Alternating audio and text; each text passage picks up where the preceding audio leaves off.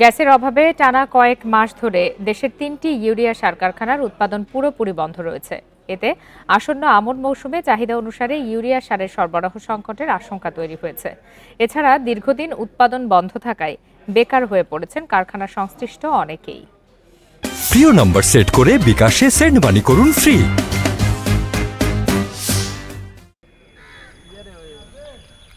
দেশের বৃহত্তম রাষ্ট্রীয় সার কারখানা Chittagong urea fertiliser limited CUFL কারখানাটিতে গড়ে প্রতিদিন 1000 থেকে 1200 মেট্রিক টন সার উৎপাদন হয়। তবে গ্যাস সংকটে প্রায় 9 মাস ধরে বন্ধ উৎপাদন। যান্ত্রিক ত্রুটি ছিল, গ্যাসের স্বল্পতা ছিল। এখন মোটামুটি প্ল্যান ঠিক আছে, কিন্তু গ্যাসের নিশ্চয়তা আসেনি। এই মাসে হয়তো চালু হবে। একই অবস্থা আরও 2 সার কারখানারও। 9 মাস ধরে উৎপাদন বন্ধ আশুগঞ্জ সার কারখানায়। এছাড়া 7 মাসের বেশি সময় ধরে বন্ধ রয়েছে জামালপুরে যমুনা সার কারখানা। এতে আসন্ন আমন মৌসুমে সার সংকটের আশঙ্কায় কৃষক। এছাড়া দানাদার ইউরিয়া সারের দামও বাড়ার আশঙ্কার কথা বলছেন ডিলাররা। প্রতি টনে 80,000 টাকা গচ্ছা দিতে হচ্ছে, ভর্তুকি দিতে সরকারকে।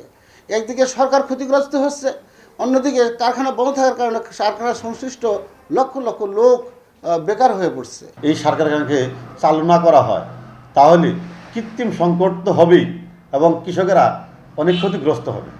এদিকে কারখানায় উৎপাদন বন্ধ থাকায় শ্রমিক ও পরিবহন সংশ্লিষ্টরাও রয়েছেন বিপাকে।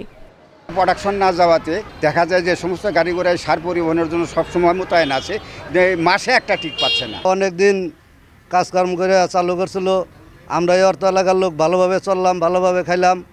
এখন এই ফ্যাক্টরিটা বন্ধ করে দেওয়াতে আমাদের অর্থ এলাকার মানুষ বেকার হয়ে গেছি। দেশে বছরে 27 লাখ টন ইউরিয়া সারের চাহিদা রয়েছে। এর মধ্যে দেশেই উৎপাদিত হয় 10 লাখ টন। রেশমি নন্দী, ইন্ডিপেন্ডেন্ট নিউজ।